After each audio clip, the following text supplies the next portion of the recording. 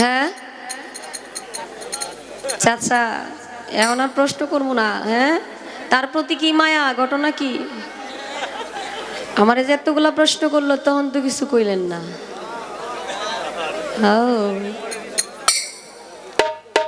আচ্ছা তাহলে বাই গাক, আমি আর গাইতেছি না।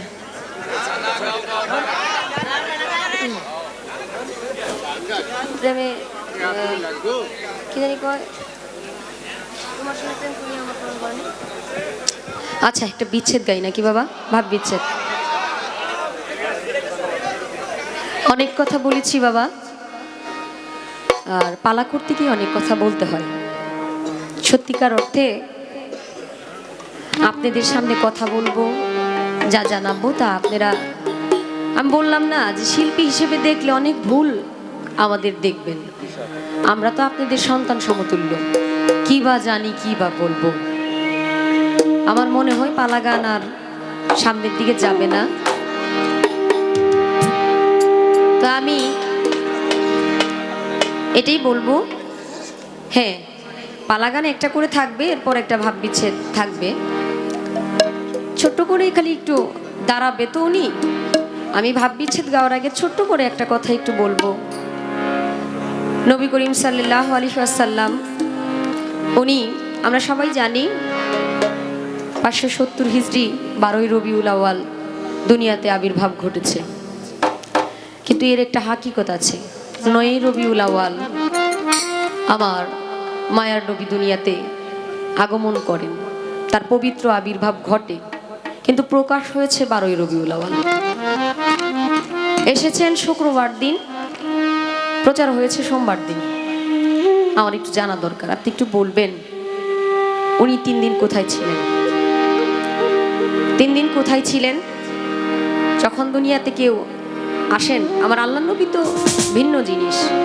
দুনিয়াতে আসার পর উনি 3 দিন যেখানে ছিলেন সেখানে কি কোনো খাওয়া দাওয়ার ব্যবস্থা ছিল? কোনো কিছু খাবার গ্রহণ করেছিলেন নাকি কোনো ধ্যানে ছিলেন, কোনো ভাবে ছিলেন? 3 দিন পরে আসলেন কেন? আর এসেই তার প্রথম কথাটা কি ছিল? উনি প্রথম কথাটা কি বলেছিলেন? একটাই কথা বাবা, আর বেশি বলবো না। সাধু সঙ্গ ভালো সঙ্গ, সঙ্গ আমার হলো কই, সাধু সঙ্গ হলে বলে আমি জন্মপথে উদ্ধার হই। যদি সাধুর সঙ্গ নিতাম, যদি সাধুর সঙ্গ পেতাম, আমি সাধুর সঙ্গে চলে যেতাম, সাধুর রঙে রং মিশাতাম, সে রং আমার হলো কই। এই যে সাধু সঙ্গ পেয়েছি, আপনাদের মাঝে দাঁড়িয়েছি, গান করার সুযোগ হয়েছে, কথা বলেছি। মানুষকে মানুষ দেখলেও তার অনেক কিছু শিখা হয়ে যায়, বোঝা হয়ে যায়, জানা হয়ে যায়। আপনাদের এত জ্ঞানী গুণীজন, আপনাদের মাঝে আমি দাঁড়িয়েছি, আমাকে দাঁড়ানোর যোগ্যতা করে দিয়েছেন।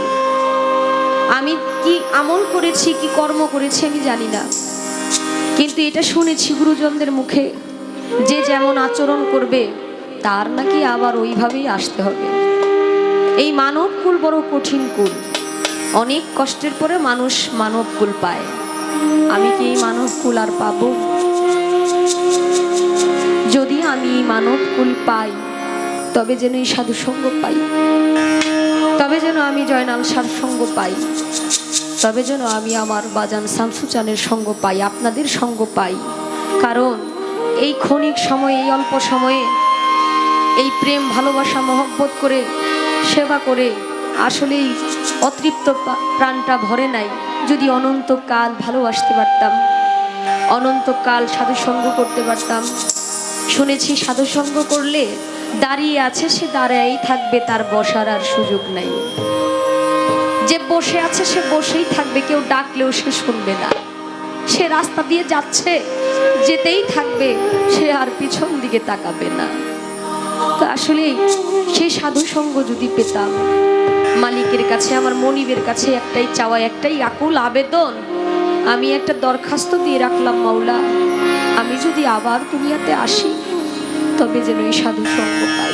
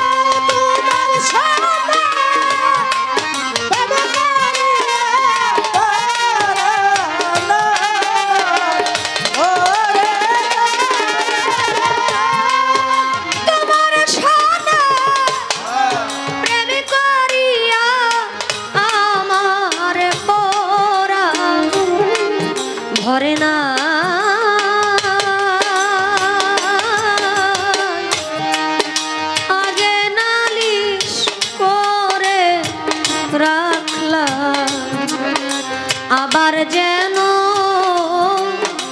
তোমার দেখা পাই আমি আগে নালিশ করে রাখি আবার যেন তোমার দেখা পাই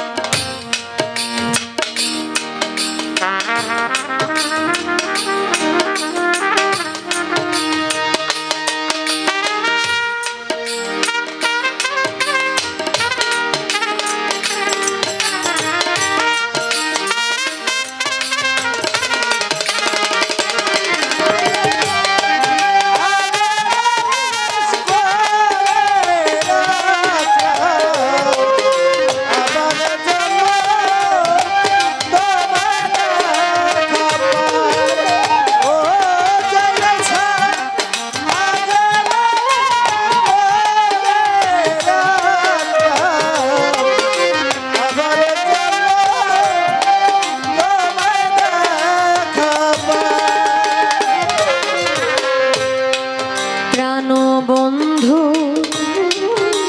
মধুর বাণী আমার প্রাণ বন্ধু মধুর বাণী বান্ধ কত পরাণ ভৈরা গো শুনি সেই সব ধনিয়া অন্য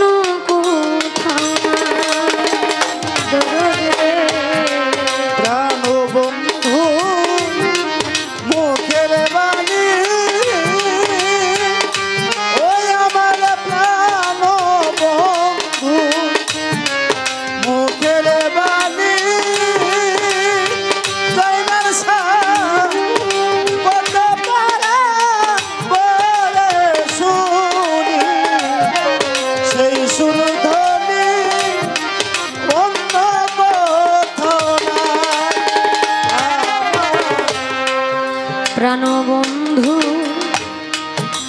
মধুর বাণী আমার প্রাণবন্ধু মধুর বাণী দরদ রে কত পরাণ ভৈরা গো শুনি সেই সব ধনিয়া অন্য কোথায়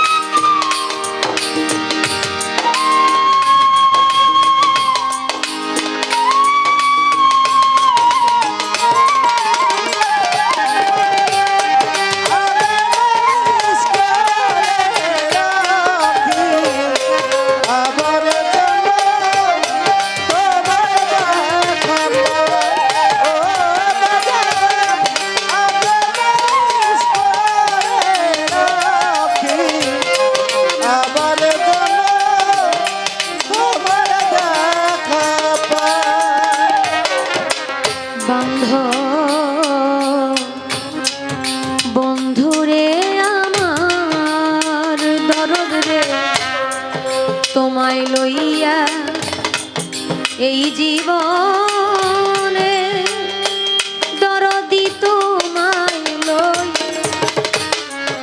এই জীবনে জয়নাল চাঁদ কত মধুরালা বনে, সুখের নিশি আমি জাগিয়া পোহা তোমায় লইয়া এ জীবনে কত মধুরালাপনে, সুখের নিশি জাগিয়া কাটাই দয়া। তোমায় লইয়া এই জীবনে দয়াল গো তোমায় লইয়া এই জীবনে দরদ রে কত মধুরালা কনে, সুখের নিশি আমি জাগিয়া এখন শুধু পুরা বুকে বুক চিরে রে দেখা, শুধু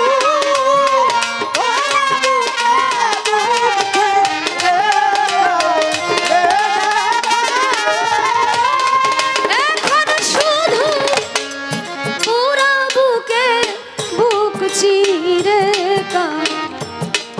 রে দেখা, আগে নালিশ করে রাখলাম আবার যেন তোমার দেখা পাই, ও আগে নালিশ করে রাখলাম আবার যেন তোমার দেখা পাই।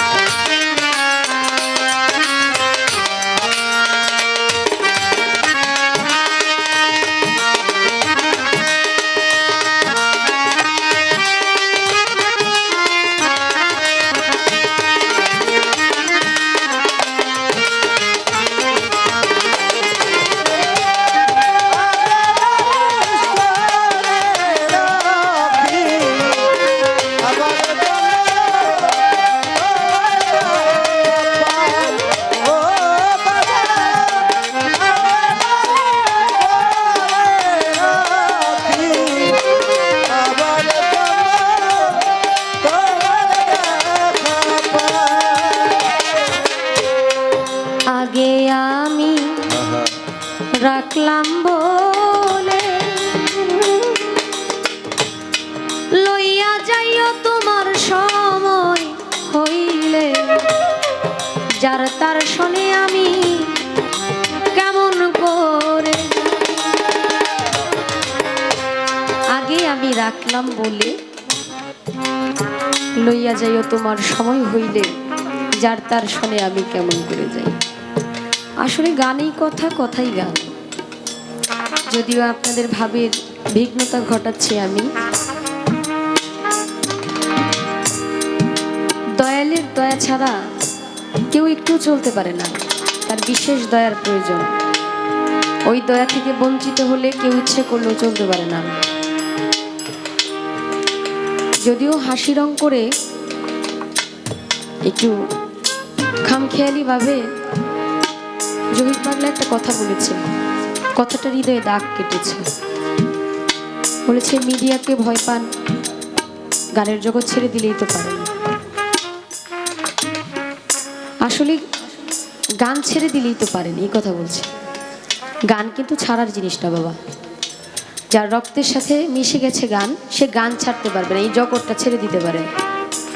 যে জগতে আমরা আছি, জগৎ ছেড়ে দেওয়া যাবে। আপনি অন্য জায়গায় বসবাস করলেন, গান বাজনার জগতে আসলেন না, কিন্তু ভিতরে ভিতরে আপনার গান বাজবে, ভিতরে ভিতরে আপনার গান বাজবে। মিডিয়াকে ভয় পাই না রে বাবা, ভয় পাই কিসেকে জানেন? আমাদের জন্য, বিশেষ করে আমার মতো কিছু মানুষের জন্য সুফিবাদ, আল্লাহর ওলিদের দরবার প্রশ্নবিদ্ধ হচ্ছে। আমি মুখ ফসকে একটা কথা বলে ফেললাম, এই কথাটা আমার ভুল হয়েছে, মঞ্চে আমি ক্ষমা চেয়েছি। এরপরও কিছু অর্থের জন্য মিডিয়া এটা প্রচার করে, তখন মানুষ বলে আল্লাহর ওলির দরবারে খারাপ কিছু হয়, ভালো কিছু হয় না। এতে সুফিবাদ কলঙ্কিত হচ্ছে, তরিকার যারা বুজুর্গান ব্যক্তি আছে তারা প্রশ্নবিদ্ধ হচ্ছে আমার জন্য। আমি তাই বলেছিলাম যে কাটাকাটির দরকার নেই, কয় আমার বেলায় যতটুকু পারো কাটাকাটি করো, কোনো সমস্যা নেই। আপনার সেই সাহস আছে, আমার তো সেই সাহস নাই। আমার যদি সেই সাহস থাকতো, এর জন্যই তো মালিকের কাছে আমার আজিজি, যখন আপনার মনে হবে আপনার কাছে আমাকে নেওয়া যায়, আপনি আমাকে আপনার পথে নিয়ে যাবেন, তখনই আপনি নিয়ে। আমি কার কাছে যাব, কিভাবে যাব? আপনারা জানেন রাবেয়া গোষ্ঠী, উনি একজন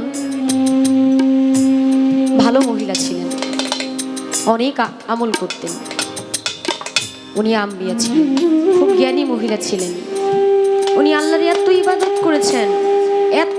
করেছেন যে ইবাদত আল্লাহ খুশি হয়ে, আল্লাহ পাক ওনার জীবনীর মধ্যে পেয়েছি উনি আল্লাহ পাকের সাথে আল্লাহ পাকের গাইবী স্বর শুনেছেন। রাবেয়া গোষ্ঠী, ওনার জন্য কাবা ঘর সামনের দিকে চলে আসছিল। সেই নারী কতটুকু আমল করার পর মালিককে খুশি করেছে।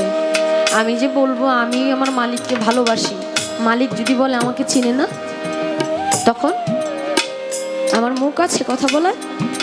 আমার কোনো মুখ নেই, কারণ তাকে তো মালিক চিনে, আমাকে তো মালিক চেনে না, যার জন্য শক্ত গলায় কিছু বলতে পারি না। আমি বললাম আমি তোমাকে ভালোবাসি, কিন্তু তুমি আমাকে চিনোই না। জিজ্ঞেস করলো খাদিজাকে কি চিনো? না তো, ওরে তো কখনো চিনি না, ওর নামও তো শুনি নাই, অথচ আমি মানুষের কাছে বলে বেড়াচ্ছি তুমি আমাকে খুব ভালোবাসো। এটা মিথ্যা অধিকার, এই মিথ্যা অধিকার করতে চাই না। আমি আমার মনিবের কাছে আজিজি রাখতে চাই, যখন তোমার সময় হবে তখন তুমি আমাকে দিবে। আগে আমি রাখলাম বলে সুলতান বাবা, আগে রাখলাম বলে দরদ রে লইয়া যাইও তোমার সময় হইলে, যার তার সনে খাদিজা কেমন কইরা যায় দরদি। আগে আমি রাখলাম বলে দয়া লাগে, আমি রাখলাম বলে মুর্শিদ গো লইয়া যাইও তোমার সময় হইলে, যার তার শোনে তোমার ভক্ত কেমন কইরা যায়। বাউল কবি রহমানে যেই আশাতে কালকাটা,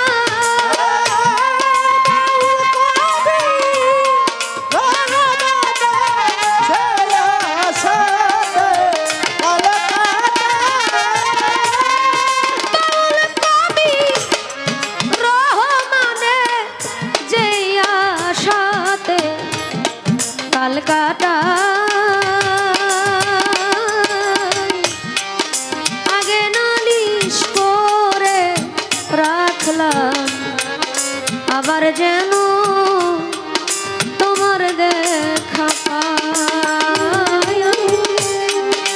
আগে নালিশ করে রাখলাম, আবার যেন তোমার দেখা পাই।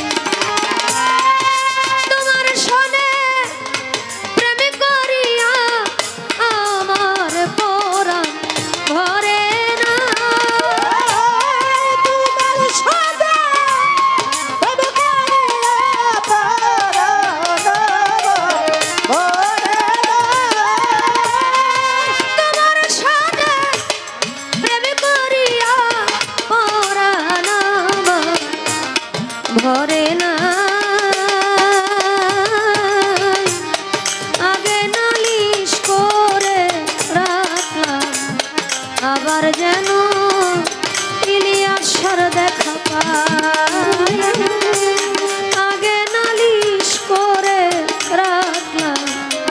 আবার যেন তোমার দেখা পাই আমি আগে নালিশ করে রাখলাম আবার যেন